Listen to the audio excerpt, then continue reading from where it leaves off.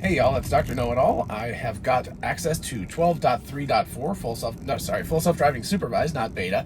Anyway, I am going to engage it. We are going to go to the Dollar General, do 2 quick left-hand turn tests, since that seems to be a good test at this point, and then drive to the climbing gym, and we will see how it all goes. First of all, handling a jogger.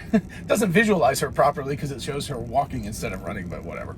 Anyway, notice the auto max speed is set, and it's going under the speed limit. I don't know quite why it consistently on auto max speed drives just a little bit under the speed limit.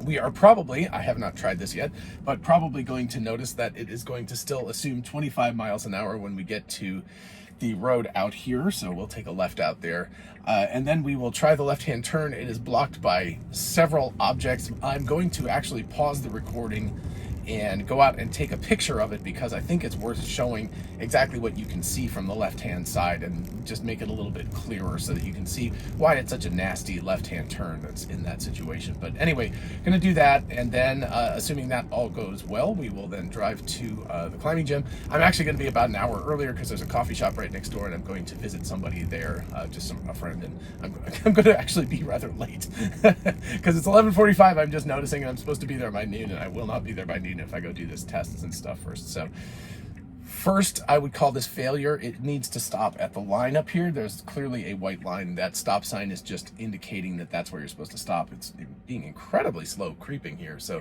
seems to be much more wussy than the last version, and now it's just kind of chilling, and there was nobody coming, so it was all good. But man, if somebody was behind me, that they would have been very annoyed. Okay, still same exact problem, 25 mile per hour zone. It should be 50 here.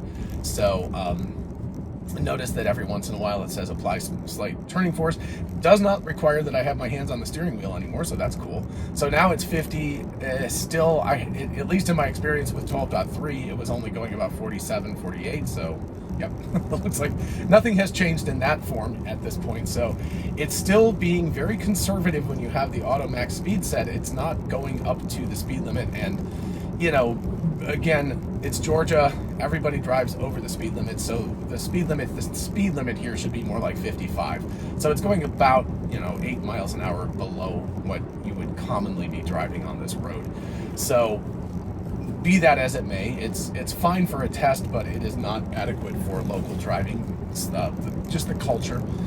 Scott Walter and I have talked a lot about this, actually, both privately and on videos, about how the culture of each individual area is so different. And there are some places where you shouldn't exceed the speed limit, and there are some places where you absolutely should exceed the speed limit in order to drive like the locals. So again, I don't have to have my hand on the steering wheel, but it'll once in a while be like, hey, remind me you're alive. And of course, if I look down or look to the left or something like that, the camera will see me. Interestingly enough, one thing I did find, and I'm trying to see exactly where it is, but I noticed on the rain check, ooh, nice, okay, that's actually, and now it needs to goose it here. Yeah, so it pulled out in front of the traffic, and it was a little bit slow taking off, but it's going okay now. Anyway, so one thing I noticed was that in the rain, it looks like there's some sort of infrared light that projects out of someplace up here. I can't really tell where it is. I'm gonna have to go look, but it was interesting because that obviously meant that what it was doing was shining a light on my face so that it could see in darker conditions whether I was paying attention or not. So interesting little upgrade to hardware 4 that I'm not exactly sure where it is, but it was very obvious from the camera, because cameras pick up near infrared light very well that us humans can't see, and so it was obviously seeing that and seeing the sort of strobing rate or whatever of that. So nice. This guy just pulled right in front of me, and they're gonna make a turn. The car is coming up very quickly on them. Okay, so the car should have probably slowed down knowing that this person was turning. They clearly could see the turn indicator, so it was a little aggressive coming up on that guy's rear end, but I'll be okay with that. Okay, so we're coming up on this left-hand turn here. So pay attention here, and like I said, I'm gonna pause the recording, jump out and take a picture, and then I'll get back in to show you. But you'll notice here, trees. So there's a bend in the road up here, a bunch of pine trees. Then we're gonna come upon a Bradford pear tree right there, behind the landscape supply, then another pine tree, then a barn, then a sign. There's a lot of stuff in the way here that really block the visibility. And this is a 45 zone, and like I said, people generally drive 50, 55 in that general vicinity. So, okay. So I'm just going to go ahead and pull. Yeah, it's navigation always wants to pull over there for some reason. I'm not exactly sure why.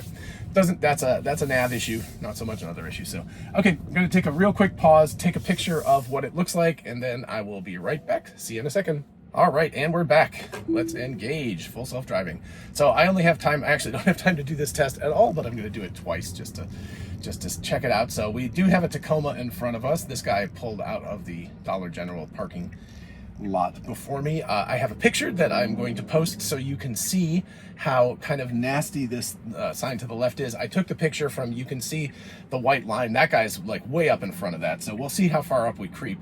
But from the white line where you're officially supposed to stop, it's very difficult to see anything. So we may be here for a while. Weirdly enough, this is a Sunday midday. It's like almost noon, and for whatever reason, Sundays are complicated.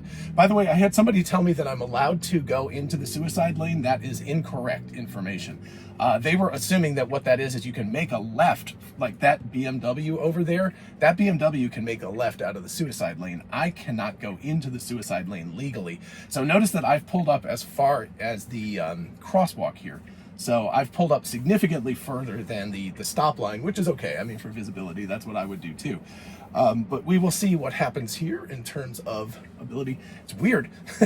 Sometimes during rush hour, it's actually substantially easier to get out. Now, I would pull out and I'd go into the suicide lane and I would pull in. I mean, it's just what I would do, because I just, even though it's technically illegal, it's just, I've never heard of anyone being pulled over for doing that, as long as you don't do something stupid like pull out and just come to a complete dead stop or something along those lines. But anyway, there is, okay, we got room on the right now, but the left is now full up. So we will see.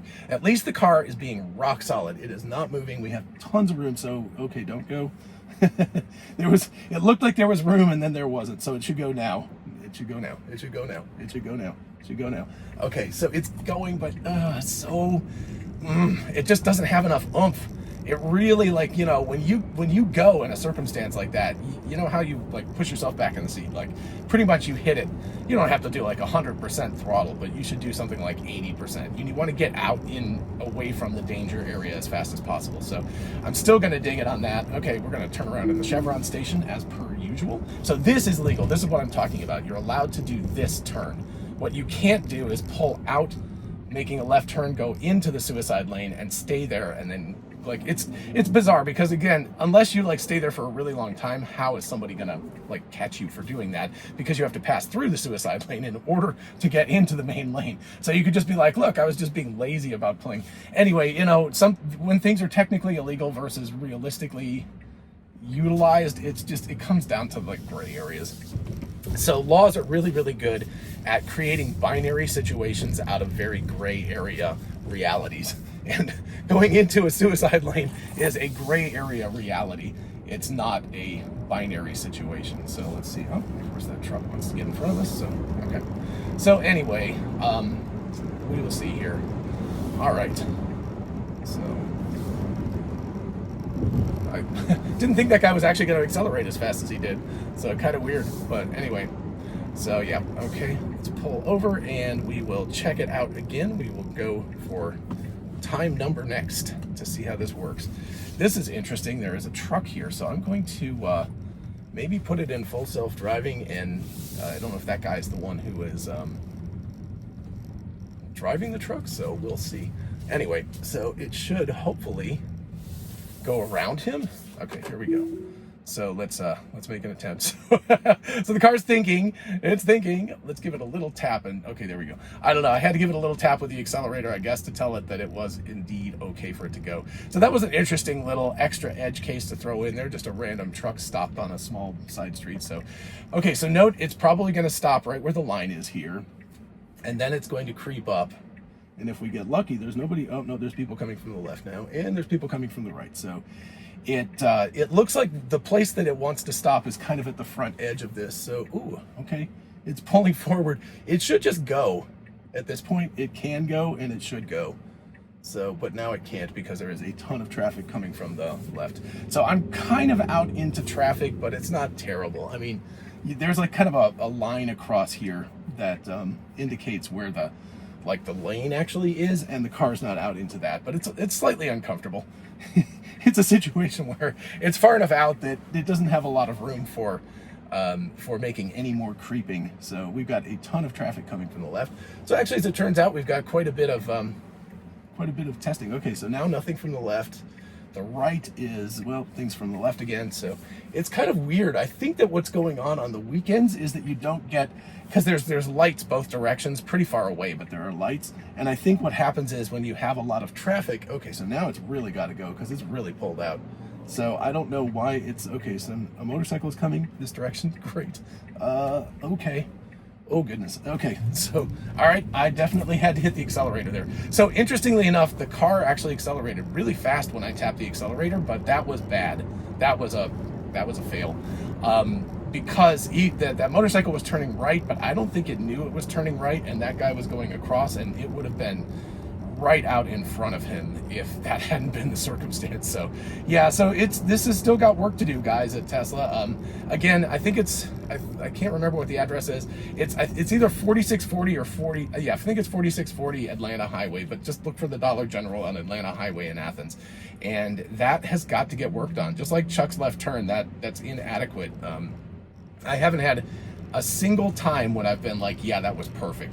And I've tested this out a lot on my own as well. I haven't, recorded everything, but I've tested it a lot, and it does it, and generally it does it, quasi acceptably, but it's just got to work on those circumstances where it's got to be more assertive. And when it decides to go, once it gets out to a certain distance, break the law if you have to. Go into the suicide lane. That is far, far safer than sticking your nose out into traffic with 2 lanes of, people traveling 50 plus miles an hour. That's too scary. So it's like my hand is like, eh. So it's a shaky experience. That's not the way it should feel. It should feel very confidence inspiring and not very terrifying. So again, I don't think if I had pressed the accelerator pedal that things would have gone well there. I think that was a pretty major mistake because the problem is that it pulled itself forward far enough that there was no turning back at that point. And without hitting the accelerator, it was going to just sit there, and then traffic was coming, and we were going to have a big problem at that point. So that was going to be a very, very bad day. So it didn't require me to this again, don't know why. We've got 0.6 miles, and there's a lot of traffic, and it makes way more sense to stay in the left-hand lane here till we get further along, because amongst other things, number one is there's just more traffic in this lane, but number two, people are constantly turning right in this lane up until the very end, and that causes problems in terms of having to slow down. So the general scenario here is that you don't want the car to have to keep stopping for people who are potentially making a right-hand turn. Now, I do understand it needs to get into this lane eventually, but it can do it now-ish. So as it turned out, nobody was actually turning right, so it ended up being okay. Now the car should definitely get in the right lane, but I have a feeling it's not going to. Yep. So just compounding mistakes in terms of navigation, because there's absolutely no reason to be in this lane when we should be in the other lane. Yeah, this is going to potentially cause problems, but it's also just stupid because we would have been further ahead in the correct lane. So there was really no reason to be in this lane at all. So not being as satisfied with this version of the test. I know I'm being super harsh. I know that's true, but it's just got to be something that just works at this point, right? If we're going to get these updates, we need these updates to actually work really, really well in terms of making the driver confident. So this situation is probably going to be able to get out of, but it's going to have to negotiate pulling into the right-hand lane now with other traffic that it just wouldn't have had to do. Plus it would have been way up, like 1, 2, 3, would have at least 3 cars ahead of us. So it would have been way ahead in the lane. So it would have been set up for success. So again, it's not set up for success right now. It's in a situation where it's got to negotiate with all of this traffic to get over to make the turn, and that's going to cause it, to be more, as a person who's a passenger supervisor of this thing driving, that causes me stress. So that's unnecessary stress. It should have just handled this. So we will see what happens there. It turns out there's a really big gap behind this Chevy Cruze right now, so it should be able to get over. We will see. I wonder if the white line is causing it some problems. I don't know. So anyway, I told her I was doing a video. I don't know what what's going on. All right, so anyway, it got over no problem, but again, it might be those white lines because there's a bunch of weird dash lines and white lines in that whole scenario.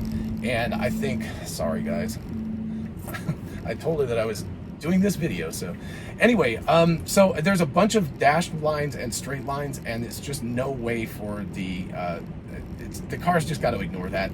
It's just got to basically go into that area when it's supposed to.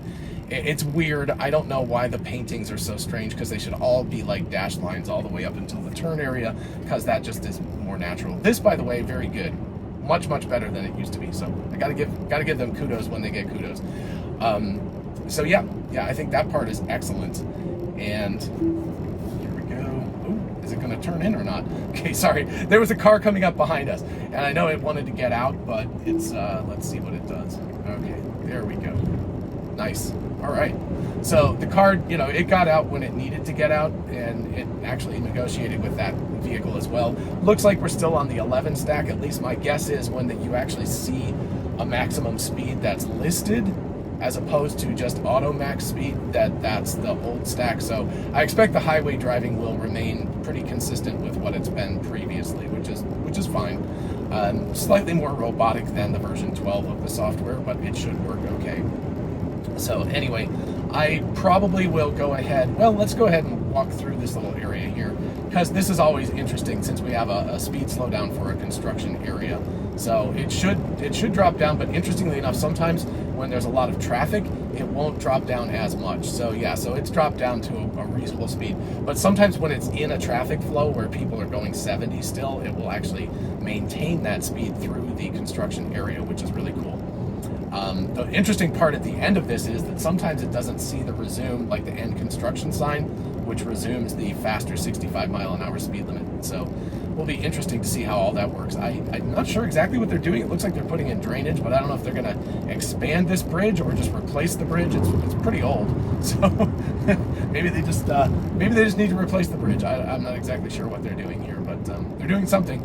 So as soon as we get to the end of these pylons, and I believe that there is there's just a 65 speed limit sign there, so it should see that and bump it back up to 65, but we will see what happens. And yep, okay, so it did do that, so at least it's behaving properly in that direction. The car is also still not getting over into the right lane, which seems very rude to me, but you know, we're going to let it go for the purposes of this. But normally what I do is I just flip the right turn signal on so that I force it to get back over to the right, because it feels extremely rude to drive in the left-hand lane when you don't have to. There's plenty of room. There's nobody actually behind me very close right now, so it's all good.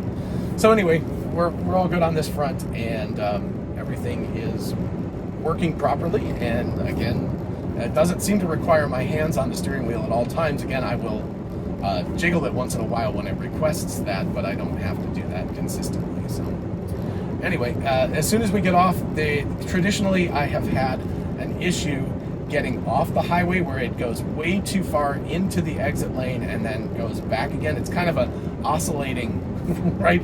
It like oscillates and then gets into the correct area, but it's way too aggressive. It takes too sharp of an angle getting off, gets really close to the edge of the road, and then bounces back to the other side of the exit area and then centers itself. So we'll see what happens with that. We'll also see what you clearly visualize this, and it also clearly is like no need to worry about it. So okay. And now it's pulling over. I'm sure that's to follow the route, but anyway, it's one of those situations where it just should have been over for the last mile and a half at the least, because it could do that. So it should, if it could, it should. So I again, this is version 11 of the software, so I am hoping when we get fully trained on human drivers and good human drivers that the behavior will change and it will move over. So something to definitely look forward to as we get an iteration of the software that works itself towards, that has the highway stack as an end-to-end control network. So let's see how it does here. So off the road, yeah. Woohoo! See what I'm talking about? It gets way off the edge, then it oscillates back to this edge, and then it goes back to the middle. So yeah, let's call it a little bit more of an exciting exit than it needs to have. It should be very much more confidence inspiring. It should just be chill, and just take a straight line, not a straight line, but just a consistent line throughout the whole thing. So it should be able to go now because there's no traffic, as it turns out. Wow, fairly unusual. That was really close. Okay, because you hear that? That means it was too close to that edge. That rear tire, even though it didn't have its turn signal on, it hit the gutter at the edge, which meant it was very, very close to scraping the wheels against the curb. So yeah, that's a scary thing. That's something where probably reasonably I should have disengaged to save the car's wheels from potentially getting scraped up. It didn't do it, but it must have been within a couple of inches of doing that. So all right, so let's see how it deals with this truck. This guy's pulling over, so the car, clearly what he's indicating, okay, and the car looks like it's taking up on the hint. So interesting, this is an interesting edge case because the guy's still rolling, but he also clearly indicated that he was not going to be in traffic because he pulled way over to the right. So that was actually handled extremely well. I was like, ooh, go car, because it was just about the time that I said, okay, I will understand that I can go around this person, was exactly when it turned the turn signal on, and that was handled brilliantly. So okay, so we get the good and the bad. I'm going to count the bad on that highway exit, the exit ramp, as still version 11 of the software, because I believe until it actually gets onto the exit area that it's still driving the old version of the software. But as far as that turn was concerned, that's definitely on version 12 in terms of getting too close to the curb there. So that's definitely on V12 issue. I'm curious, I put in Buvette, which is the coffee shop, which is where I'm going. I'm actually 6 minutes late now, whoops. But anyway, I put that in, and I'm curious to see if it will actually select that correct. This is the climbing gym, and then it's either this, I think either of these two entrances would count, but it should, I guess, take this next one. So, oh, okay, it's taking this one. All right, no turn signal. Really needs to do that. So this isn't actually the correct answer. It should be the next parking lot, but whatever. It's fine. So let's see what it does. I don't know if it's going to keep going or if it's going to go around and follow that other vehicle. Okay, so it's doing a very bizarre it seems to be negotiating what's going on. So I think we're officially done. Okay, maybe. Okay. Yeah, okay, so I'm gonna go ahead and disengage. It got us to a parking lot. I think it should be this parking lot instead, but whatever. It's really not a big deal. So let's, while I'm talking about this, let's go ahead and do a parking demo. So let's pick that one, start. I have a feeling it's gonna back us in. And also this car here is going to be very confused about what's going on. Sorry. This, by the way, is why it should not do back-end parking under normal circumstances, because it should be utilizing front-end parking when possible, because it's just faster to get in, so it's not annoying to other customers. So yeah, that guy had to wait for us for quite a while to get around. Sorry, person had to wait for us. So anyway, please don't go. Okay, this car is being very, very rude. I feel bad about that because this person's having to deal with a really rude car. They probably should have just gone ahead and pulled forward just to be like, nope, I'm getting in. So, okay, and we're parked. Okay, cool. Wow. All right, so it's been an interesting drive. It's starting with those two left-hand turns. Again, Tesla's got to deal with that left-hand turn thing. It really comes down to, when you make the decision to go, you can't hesitate. Hesitation kills. There's a reason why that is the way that people talk about it. So hesitation kills. Don't hesitate. Go for it when you're going to go for it. You put yourself in a less bad situation by punching it and trying to get out and deal with the situation as you need to, even if that's technically breaking the law and going into the suicide lane or not. But it's better to do that than it is to stick your nose out into traffic that's coming around a corner that can't see you, and they're going to have to avoid you. If there was a semi truck coming around that corner or something, it's not going to be able to avoid your nose, and so you could easily get the nose of your car taken off. So that's very dangerous. And then, the exit off the highway is what it is. The curb rash is, it didn't do it. It got really, really close because it went over the edge. So, I'm dinging it for some things, and for other things, it's working great. So this is this advancement, 3.4, I don't feel like is a substantial advance, and I think the biggest reason for it was simply to get legacy S and X owners onto the full self-driving stack. So probably that's what's going on, but I'm going to hold out hope that version 12.4 or 12.5 or whatever of the software is a substantial increase, and we will see. We haven't seen it yet, but hopefully we will soon. So anyway, let me know what you think. Let me know what your experiences have been with this, and I will go see my friend, and I will talk to you later. Bye-bye.